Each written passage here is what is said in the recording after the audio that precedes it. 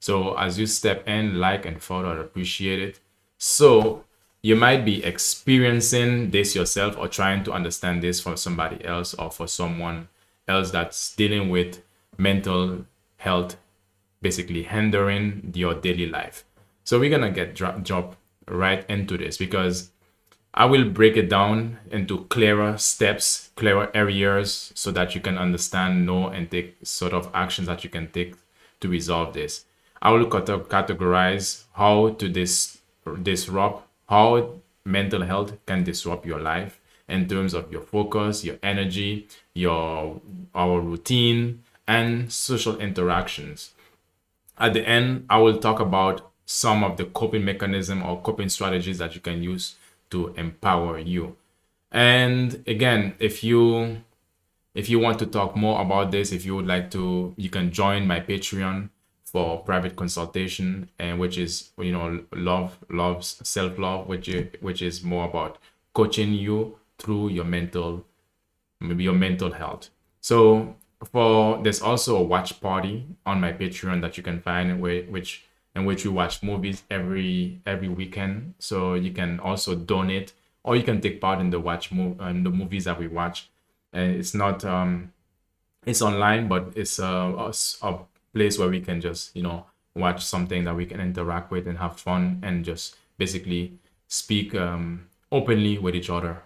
So now we're gonna be talking about how is your mental health hindering your daily activities and how does it hinder your daily activities. But first, we have to understand that the majority of the things in life we are trying to get somewhere or we are trying to become someone. So now we also have always have examples of who we want to be. But today I'm choosing this person in Became a particular. billionaire in 2021. So beyond the fame, you've established yourself as a top. This is Kim Kardashian. So basically, this young lady is interviewing her to just understand her mindset because your daily functions or your daily activities compile, step on each other to create the person that you want to become in the future. So at this point, it is fair to say that Kim Kardashian has become the person that she wanted to be. And we want to learn something from her. Tier businesswoman. So, what are some of the most important lessons that you've learned along the way that have shaped your success in business? You just have to start somewhere. You just have to get up and do it. I think sometimes we can have these amazing ideas and you don't know where to start. I loved clothes, so I just started working at a clothing store. Yes, and we just have to get up and do it. But the thing is, our mental health can be hindering us for not allowing us to get up and be able to have this mindset of just doing it. I didn't know that I wanted to have my own line yet, but I just knew that I loved fashion. So what do? I just got up and found a job at this clothing store that I loved. You just have to get up and get started. Sometimes people get so stuck in trying to figure out how they're going to make that happen, but you'll figure it out. Just get moving. Right. And I Exactly. Just get moving. But again, your mental health depends. It can be that you're anxious, you're feeling anxiety because of what the future holds, or you just basically being held back based on your depression that is holding you back. Or it could be the trauma that you went through that's creating PTSD or situation that you just find it very difficult for you to move on, move forward with your life. So love that. I think a lot of people just look at the success and don't really look at the process or the growth that it takes in order to get there. It really does take hardships, growth, and success doesn't happen overnight. You have had such a great foundation, especially from your mother, who also has definitely given you a lot of business advice. I just want to say that it's really important, having a solid foundation, having a solid support system. One thing about business is you can never do anything alone. It takes a whole team to be able to make things happen. So don't be true, but it depends. It takes a whole team. You can never do things alone. But for her in that situation, it's like it depends on the scale of business that you are in as well. But again, we're not here to talk about business specifically, how to grow or create your business, but we're talking about the how your mental health can hinder you from creating your own business. afraid to lean into that also. Like I love my Skims team. I love everyone around, no matter what you do in life. Like, Okay, so that was one example here, and I have another example that I want to show you guys because again, I'm giving you these I'm breaking the ice here because all of us have a specific things of what we want to do with our lives. You know, all of us have goals that we want to accomplish. So this is where a good place to start. Question for you, man. Is this your Lamborghini? Yeah, Is this your Lamborghini? it is. Could I interview you real quick? I have a channel with 7 million followers. I interview business owners all over the country. Okay. What do you do for a living out here in Houston? So I have a digital marketing company, How long have you been a business owner for? 12 years, What was the most amount of money that you ever made in a single year? probably $4.3 million. 4.3 million. Do you come from a lot of money? No, actually, no. But, we always put God first. So how important has that faith been for you in the success of your business? Everything. Faith is everything to me. I do believe when you don't have faith, you don't really have much of anything. Without faith, you're dead in the water. Faith without works is dead. So you have to have faith and you have to work, and together you have success. What was that turning point to financial freedom for yourself? I believe it's when I graduated from college. I think graduating with $150,000 in student loans was crazy. Are you a buyer or a seller? That's a good conversation. I'm a licensed realtor in Florida. And I would say this, a lot of people think, oh, don't rent. No, you actually can rent where you live, and you can rent. Okay, this is just basically her story of how she made herself into a multimillionaire. But this today again we're going to be talking about mental health challenges. They don't just create negative feelings, they also create daily functional disability. Function, how you function, how do you go about doing the things that you need to do for your life or for your future. When you're struggling with mental health, it tends to create some form of disability within you. So meaning they get in the way of you doing things you need to do, that you want to do or that you must do for if you want to become an entrepreneur, or the things that you must do for your work, for your family, for your school, for whatever situation. Mental health is something that is, a very strong aspect that is very much, all of the time we hear talk about it, but all of the time you might be going through it and you don't realize, or you just basically don't want to address it. And this is more of awareness to you that you need to address your mental health. So the first thing you have to understand is that when it comes to mental health, your cognitive function and thinking and process can get affected when your mental health is hindering you. So that can create situation where you develop brain fog or you're having difficulties concentrating, because that's a lot of the time it can be very easy or very difficult for you to concentrate on the very smallest of things. Even for example, if somebody is talking, and for you to get concentrated on that conversation, or even if it's important for you, or it can be a very simple task or situation that you have to get done, you find it very difficult or very challenging for you to basically focus on the things that you have to do. And that's a lot to do with your mental health, because you might find it impossible to focus on difficult tasks, and you might find it difficult to focus on difficult and just normal conversation, or to read a page and remember what it said can also be difficult. So your mind may feel very fuzzy or even slow. So this is one of the things that actually happen, because all of this may lead to have memory problems, where you start forgetting your appointments and your deadlines, where you put things off for the future. Basically, you just forget what you have to do, and you don't know what to do about it, because once you forget what you have to do, so you probably miss some deadlines of the things that you need to do, and this is all caused to your mental health that is basically hindering you, that's getting in the way of what you want to accomplish for yourself. Not only that, your decision making gets affected.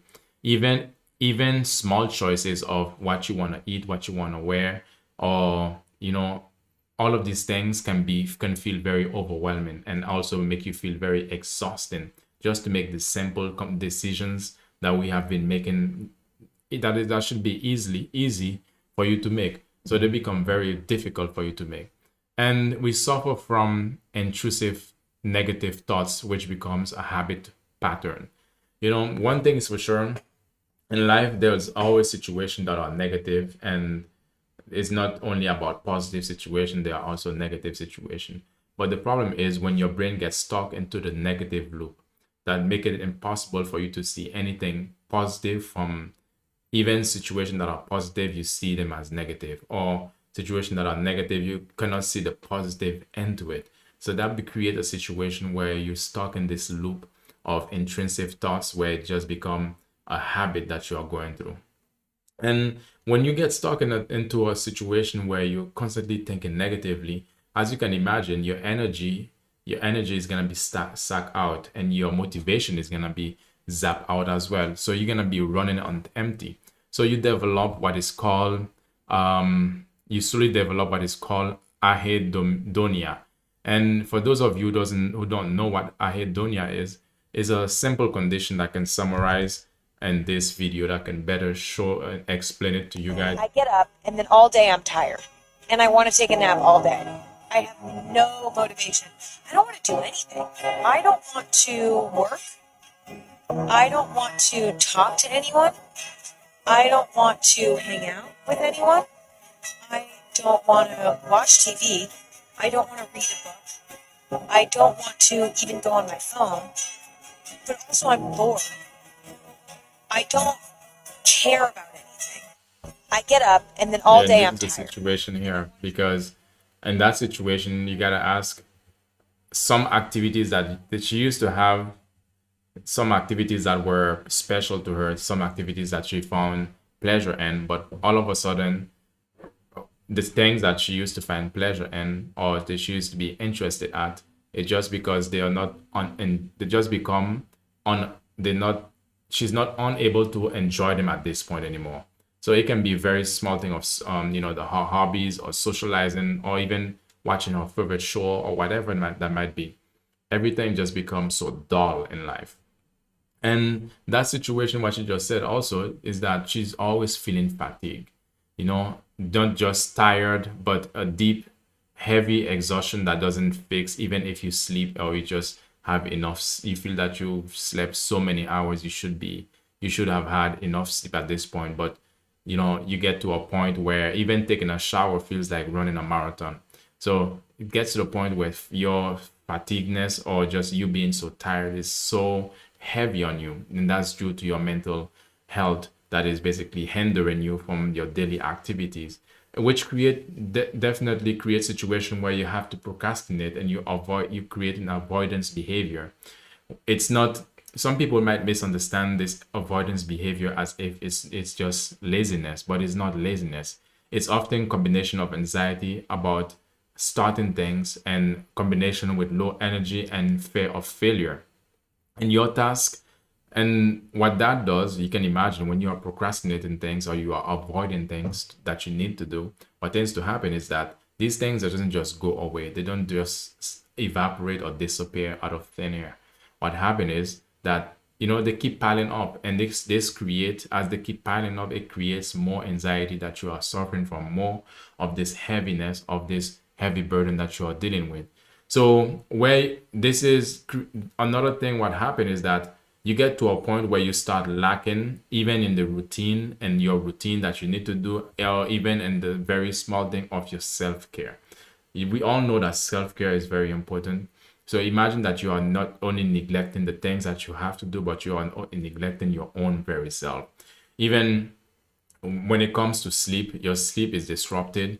It could be that you're sleeping too much or too little, or having restorative sleep, so meaning that you can sleep for such a long period of time.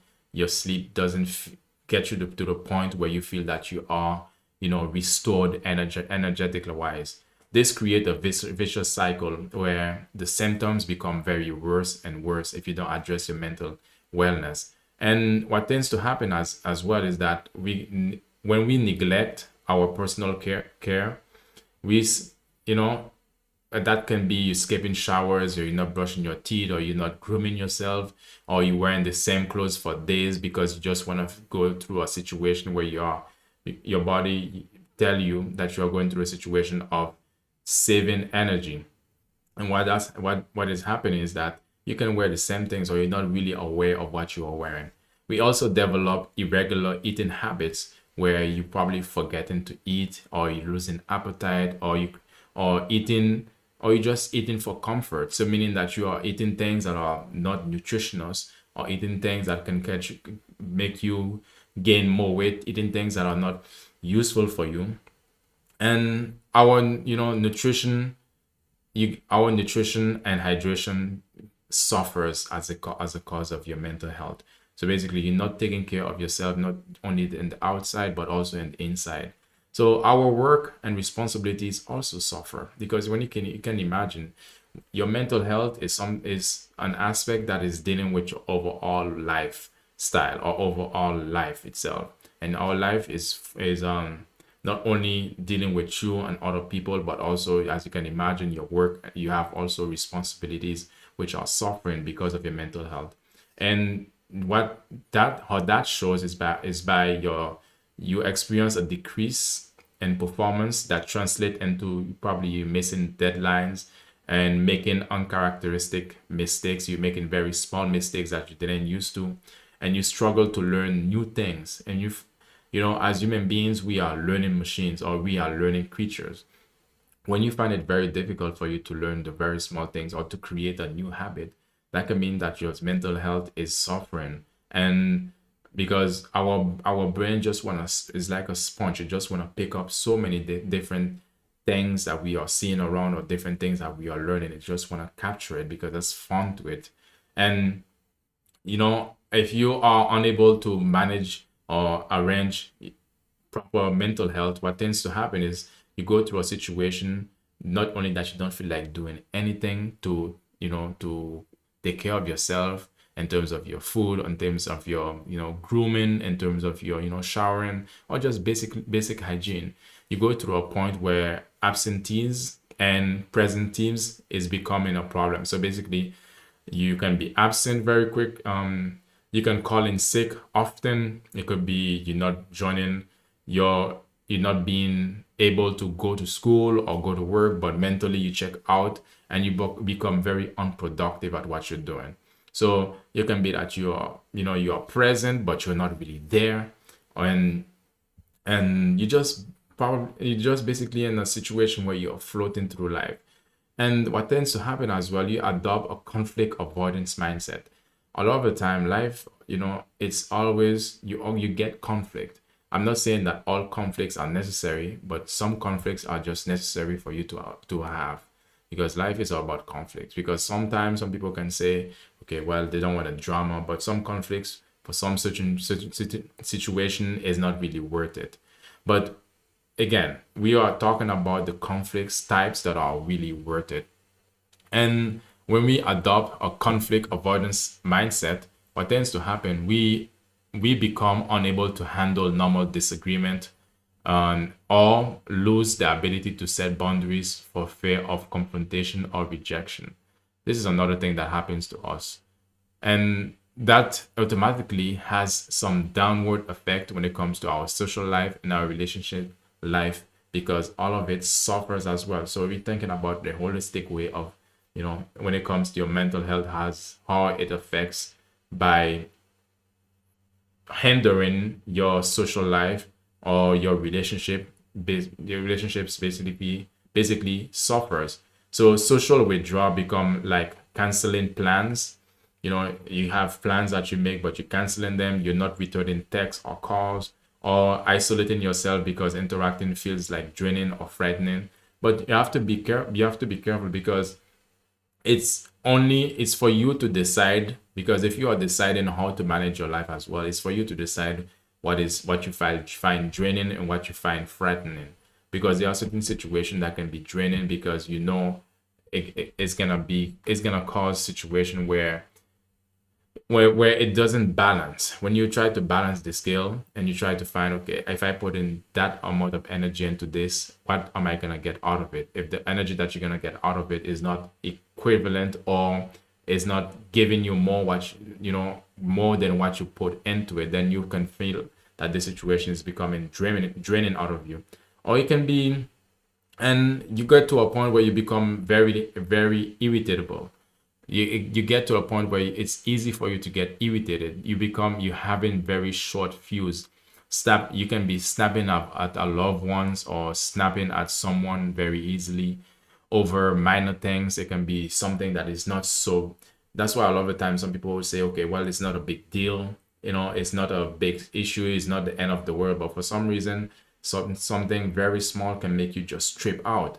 And in a normal situation, when you're in your normal state, you might not be in a situation where you're so sensitive to the very smallest of situations. But since you are dealing with mental health, then they can make you act in a situation what is not normal to you.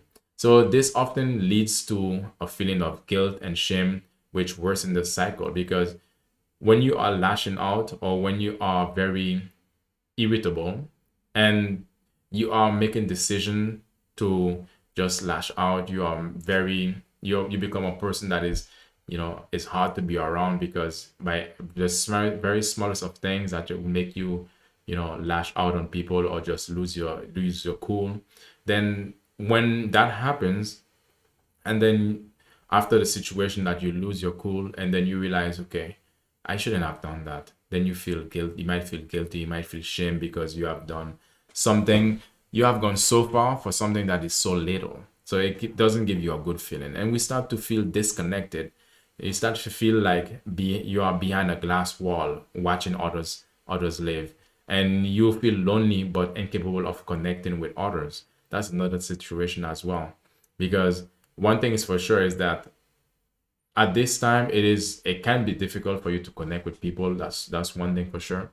But if you're not trying at all, then that becomes an issue, because you can try to connect with people, but if you're not trying at all, that's when it becomes very much an issue. Then you feel disconnected to everyone and everything else.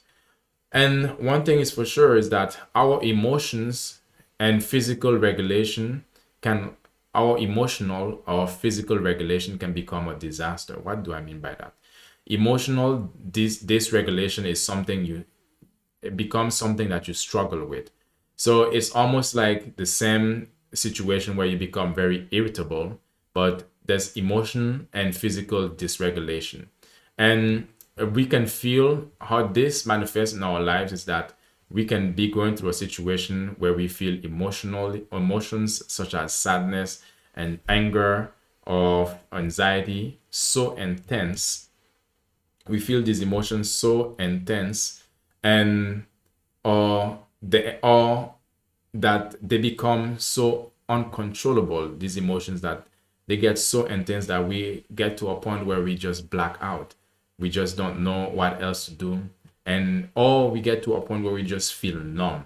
We just don't know, okay, what's the point? You just give up entirely. And this person is gonna say, how does that feel like? And this person is gonna tell you her point of view about this, and she's gonna explain how it was hard for her to dysregulate. What's your biggest insecurity? Doubting myself. I've struggled with depression for many, many years of my life. Lost hope, and I definitely lost myself in that time. I lost a lot of love for life, love for myself. I wasn't doing anything that made me really happy. And with that, I lost love in other people just because I couldn't see sight of, a more positive future.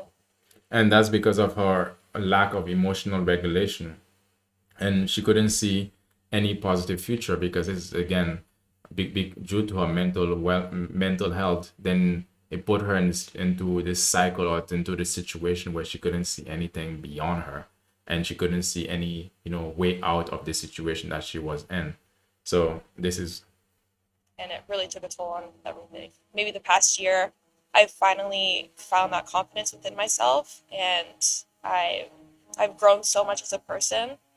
And all of the people that have doubted me in the past and have said that, I'm just sick, I don't believe that anymore. I fully believe in myself now. How did you get yourself out of yeah, that's the question now. How did she get herself out of that situation? that state of mind? A lot of therapy, rediscovering myself as a person. One thing is for sure is that it didn't just happen that she just got better all of a sudden by herself like that. She had to go through a situation where, she helped herself out by getting therapy, but also by, you can get coaching for this.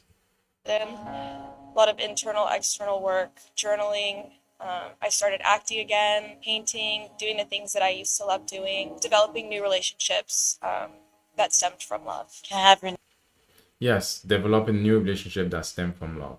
Because one thing is for sure is that when you're going through a mental difficulties or your mental health is being affected, it is hard for you to find situation where you are creating loving relationships. And even if you think that your intentions are good or your intentions are not negative in terms towards people, but it is hard for you to still to be the one to judge that. It's hard for you to still be the one to say, okay, well, I'm acting like this, but this person is acting like that. So I'm not the one in fault, it's the other person that's in fault. It's easy to point a finger and say the other person is the one at fault. While again, if you are dealing with mental illness or mental health challenges and you haven't addressed it, then there are blind sight that you are not able to see. There are things that you behaviors or way of acting, behaviors that you are doing, then you probably things that you are doing that you would think, okay, this is not a bad situation. It's just the other person that is receiving it badly, or the other person who's just being in their feelings or emotional. But again, it could be also you also have to consider yourself. You also have to consider that for you, a lot of the time, you could be the one that's going through mental health challenges, or you have been through mental health challenges, but you haven't addressed them.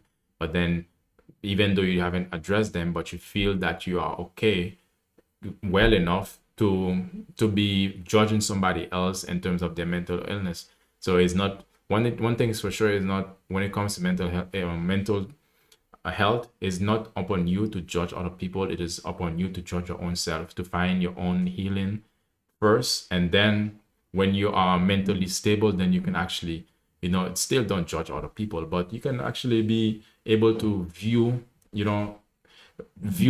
others outside of your own self. Because a lot of the time when you are going through mental health challenges, you tend to view only how things are affecting you, not how things are affecting others, not the other way around. Not just, and also you try to create false expectation on people and you push it on other people. So, excuse me, you have to really pay attention to these things.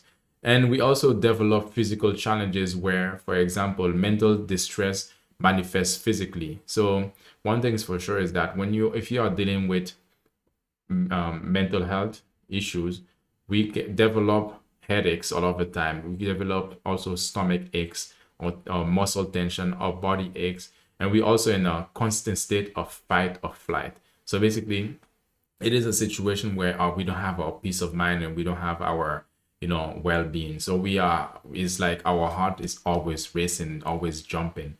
We always on the edge. And this develop what we know as anxiety, which is driven avoidance, where we go into a place where people or situation like driving or crowds or meetings can make you feel the very small stimulus, or this very small activities like this can make you feel overwhelmingly anxious. And while it's not so, although there are situations, if you'll be in front of a crowd or in front of a public speaking is one of the most anxiety inducing type of fear a lot of people have. But if you're not a public speaker, if you're not speaking in front of different people, then your anxiety should be in check. Your anxiety shouldn't be affecting you as much. But if you are in a situation where even if you have to drive, or if you have to go somewhere, if you have to be part of a crowd, it makes you feel panic attack. But you have to really consider, because there can be panic attack because of the crowd, the pressure, because we have to use logic in this situation. I'm not talking about a situation where there's so many people pressuring you, then you feel panic attack or you feel anxiety because of that. But I'm talking about a normal situation where, if for example in a restaurant you feel panic attack or anxious, overwhelmed because it's there's so many people around, then you know that there's something that you need to address. And one thing is for sure is that it is important that you know these things, that your mental health is something that is one of the most important aspect that in our lives that we need to take a look at, because some people would say it is emotional, or it is some people would put more emphasis or more importance into spiritual health, although it is an important part as well, but your mental health is one of the most important part, I would say, mental and emotional health. Because when you have these, your mental health and your emotional health into the right perspective, everything else becomes just, everything else becomes just normal for you to do. Everything else becomes something that you can actually, accomplish. It gives you strength by addressing your mental challenges. And again, some people just feel like they can do it on their own. They can watch this, for example, they can do it in their own. Although I'm gonna be speaking about what to do about it, and basically a practical first step approach. But first, I wanna end before I say what you can do about it. But first, I wanna let me see. Oh, I'll just move right into it. So the first thing that you want to do about when you're dealing with mental health that is hindering your daily function, the first thing that you want to do is to name it, to tame it. Simply saying that my depression is making it hard for me to get out of bed today, or my anxiety is hijacking my focus, or separating. What you want to do is to separate yourself from this mindset, to recognize that okay, this is what your mind is telling you, but at the same time, it's not a character flaw. It's not basically who you are. It doesn't have to be this is my character, this is who I am, this is what I'm gonna be. It's simply a signal that your body is giving to you for you to pay attention. And we have to try to separate yourself from the signal versus your normal life itself. And you have to also start practicing radical self-compassion. Radical self-compassion, you need to start practicing. Try your best to uplift yourself, because when you say to yourself, why can't I just act normal, or why can't I just be normal, this add more emotional weight into the your mental health. If you are dealing with mental health challenges, is already an emotional weight that you're dealing with. So think about if you are overly criticizing yourself as well, you add another weight on top of that. So it is always best for you to just instead try, this is really hard for me right now. Try to speak to yourself with compassion, and you can say, I'm struggling with this real challenge, and it's something that I can overcome over time. So break. Another thing that you could do is to prioritize the basic, which is the body budget. And what do I mean by that? Now look, when everything is falling apart, focus on the foundational pillars. And what are the foundational pillars? See, listen, the foundational pillars has to do with how you treat yourself, how you treat your body. And by the first thing is to, hydrating yourself, because our body is made up of water, mostly water, and we need to drink water to hydrate yourself. So drink a glass of water whenever you need it. And at the same time, not whenever you need it, but just drink enough water that you need throughout the day. Don't just be someone who's saying that, okay, the more water I drink, the more I have to go to the toilet to pee. It's a normal part of life. We are human beings. This is something that we have to deal with. It is what it is. So some people trying to avoid that by not drinking water. But again, although you might think that you are doing yourself, something that is positive, or you are saving yourself from the headache of going to the toilet, or going to pee, but again, your body a lot of the time it is not really upon you to choose such things. It is on you to listen to what your body require, and for you to feed it, to give it. Because remember, our body it is for us to maintain with our decisions that we make, and make the decision also to when it comes to nutrition, to eat something something that is very nutritional, food that are gonna give your body the right nutrients that it needs. Because a lot of people can be going through mental challenges or mental health issues, and they keep feeding their body the worst thing. So such as fast food, such as high processed food, such as high sugary foods, and that takes your mind and your overall body into a situation where it is starvation. Because one thing is for sure, at least all of you have heard this before, when it comes to the food that we eat, it can either give you energy or give you energy in terms of just pure energy, but also it can help to heal your body and also promote your health for the future. But when you are eating things that are not necessary for you, or things that are processed, things that are not natural, what tends to happen is that you are working against the energy part. It might give you a short-term energy, but again, it's destroying your body. It's not prolonging your longevity. It's not giving you a situation where you are, investing in your future. It's basically taking away from your future.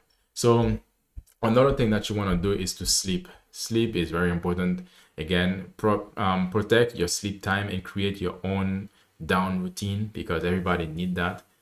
And a lot of the time they say, it really depends on you specifically. If you find that you would know what your down routine could be, a lot of the time, some people maybe, like for me, it's just brushing my teeth, and then get in bed, and sometimes I just check my phone, and then when I notice, okay, it's time for me to go to sleep, I'll just go, and you have to make a conscious decision to actually put your phone away. That's the thing, because all the time there will always be something interesting, something that you can find fun to watch in order to to not drift asleep. You have to to sleep on time. It is definitely a decision. So another thing that you want to do is movement. And some people can say a 5 minute walk, 5 minutes walk outside, or gently stretching. But you have to, when it comes to movement, that means exercise. That means, to move your body. So a lot of people can do different things when it comes to their movement, but for you, you have to choose what works for you best, because what works for me might not work for you. But when it comes to that, you have to do some physical activity in order to keep your body strong. And the most important step that I haven't mentioned yet, and which is the most important step that you need to do, is to seek professional help. Because I already mentioned this, already hinted it in the past, and this conversation is that in this stream, I was like, some people feel like they can watch videos, they can read, they can do all sort of things, and then their mental health will become better. But again, the one thing I want to say is that we have blind sight. Meaning that you can be looking at something, it's right there in front of you, and you're not seeing it. Have you ever had this situation where your parents, where your parents, you would tell you, okay, go look for something for them, and for some reason you just cannot find this thing that they say to go look forward to, or go search for, or go get for them. And when they come to you, they're like, okay, why can't you find this thing that I'm asking you for? And when they come, this thing you're standing right in front of it, but you cannot see it, or you just basically maybe didn't bring it to mind, or you just cannot find it. And this is what I mean when your parents just come and they can just say, okay, what do you do? What are you, blind? This is what I mean. This is what I wanted, and you were standing right in front of it, but you had a blind sight, which means that you're not seeing the things that are just so directly in front of you. So at this point, and how to get rid of this blind sight is to have a professional that can help you to recognize it, that can help you to remove the things that are blinding you from actually, having your mental health being taken care of. So again, I already put my link in my description. You can find the link, and you can find so you can get coaching with me, and so we can address this. And also, some people might see it as getting help as a sign of weakness. Some people can say, okay, well, I'm strong enough to actually handle this myself. But that doesn't mean that, and everything in life, we have had someone from the very beginning of our lives.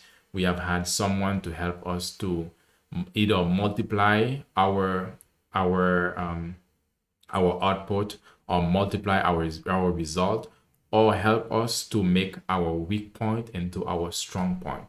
Or and or you just get a coach, or you get somebody to help you to see the things that you are missing, or to learn the lessons that you haven't been able to learn by yourself or for yourself. So some people might can look at, okay, well, I'm gonna seek for professional help for my mental health, then that's gonna be a sign of weakness. That's not what it means. It is actually a sign of strength, because it is a sign of strength when you recognize what you're going through, when you recognize that this is something that is that you're dealing with, and you recognize, okay, this is something that you are taking the effort to put your attention on, basically fixing. So it is clear to understand that the bottom line is your ability to function is not your ability to function is not measure on your worth and such things. A mental health condition are health conditions.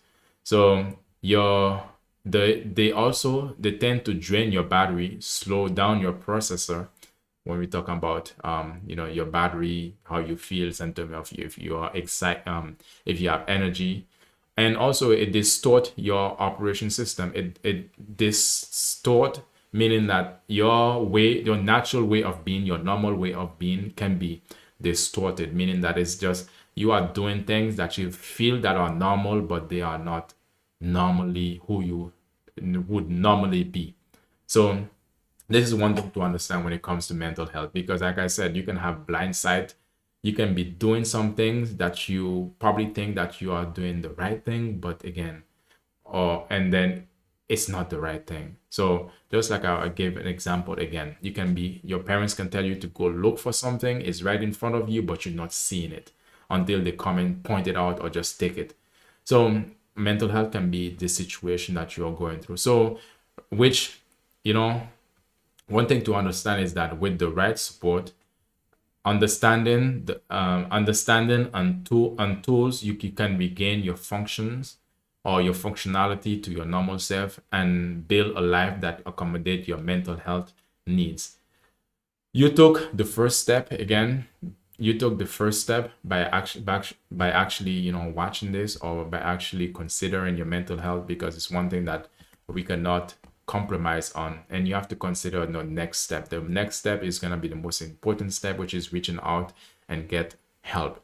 This is the most important step, because again, a lot of the time we think we can be the solver, we can be the one to solve all the things that we are going through, but a lot of the time we are just fooling ourselves, or just basically telling ourselves stories to not take action. We're telling ourselves stories of just staying the same.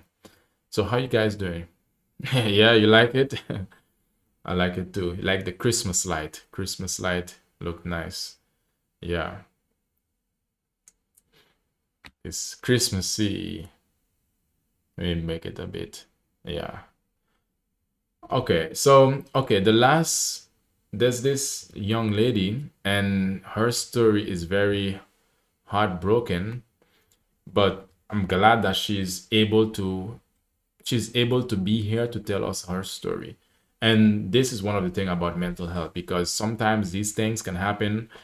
You might feel that you are okay, but you can get to a point that you just like, how did it get so bad? How did I allow myself to get to this point? So this is a young lady that she's gonna explain her situation with dealing with mental health. And this is the worst, the no. After you attempt suicide and you get hospitalized, there is this eerie silence of you just at your bed and your family. Nobody knows what to say to you. Nobody knows what to say. Basically, Nobody knows how to talk to you. at the beginning, I think the sound of this audio was kind of distorted, but at the beginning of this, she was hospitalized, and because she's tried to unalive herself. This is what happened. And she was in the hospital, in the hospital bed, and then she's asking what happened. You what this Of you just at your bed and your family. nobody knows what to say to you. Nobody knows what to say. Nobody knows how to talk to you. Even doctors, nurse staff, they don't know how to talk to you. Nobody, it's like nobody, it just feels like cold. I don't even know how to. Yeah, exactly, right? No, I'm not from Brazil. Um, although I I guess you're from Brazil. Exactly, because how do you communicate with someone who has tried to unalive themselves? What do you say at this point? You say don't do it. What can you say to someone who tried to take away their lives? Imagine somebody who tried to do that, give a hug. Yes, true, you can give them a hug, but I think you will be trying to figure out what is it that you could give them that they haven't been receiving. So give the hug, yeah, ask what they need. Yeah, true. That could be some things you can do. But what if, because there are some people who actually get hugs, there are some people who actually have ability to get what they want, but still, because but still they decide or try to actually unalive themselves. And is it that they're not getting the things that what they need, or it could be just they have to do it? Yeah, it could be that it's because of their mental health that's actually giving them a distorted view of reality, a view of reality that is just basically not well. Make that show of them they can. Okay. Explain. I've never felt anything quite like it. And then from there, I realized like, okay, I'm really not okay. I had been trying to be okay for so long. I had just accepted what it was when I decided that I wanted to take my own life. And I just was like, okay, like now what? Like feeling like my first thought was, damn, everybody's going, now they're gonna be angry. First they hated me, and now they're about to be angry with me. After you attempt suicide. Yeah, okay. Yeah, exactly. Because now she's asking herself, now what? I've tried to take away my life, but then it didn't happen. It didn't happen. Like, now what? You know? She's sitting on the bed, in the hospital bed, and just realizing what happened, and seeing her loved one just nearby, and just, everybody's like, why would you do this? And she's like, now what? It's a hard situation to be in. It's really hard situation. Also, that is okay not to be okay, and also know that maybe those thoughts will never go away, and that's okay. True. That's a good point. Sometimes you have to realize it's okay to not be okay, and realize that these thoughts might, you just have to deal with them. A lot of us tends to have these thoughts. I think most people have unaliving themselves thoughts that they basically, we just don't act on it. Because when you think about the reality of life, and that's a reality of life as well, to understand that you can have these thoughts, you can ask yourself these questions, but that doesn't mean that you're gonna go through with it. That doesn't mean that they never express themselves. Yeah, they never express themselves, or they basically just don't do it.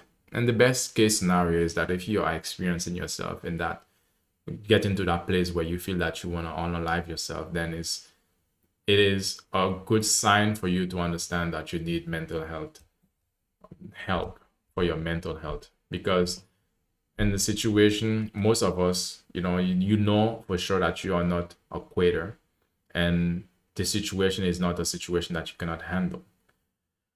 Okay. If you have those thoughts, open up, talk, scream, whatever. Yes, talk. And a lot of the time, some people can say, well, there's a lot of reason why people wouldn't talk about it. But a lot of the time, some people can feel that, okay, well, people are not gonna hear me, people are not gonna listen to me, people are not gonna understand, people are not gonna be able to comfort me, or people are not gonna be able to give me what I need. But you'll be so surprised yeah, do it anyway. You'll be so surprised how people can actually understand you, how people, probably the person, have dealt with it too. I mean, the best thing you gotta do when you're having these thoughts is to speak up, is to actually find ways that you can express yourself. That's the best thing to do. Best thing to do. And because you'll realize that, having these thoughts is something that a lot of people have, but they are just not explaining, or they are just basically not talking about it. Okay. Um, let's see.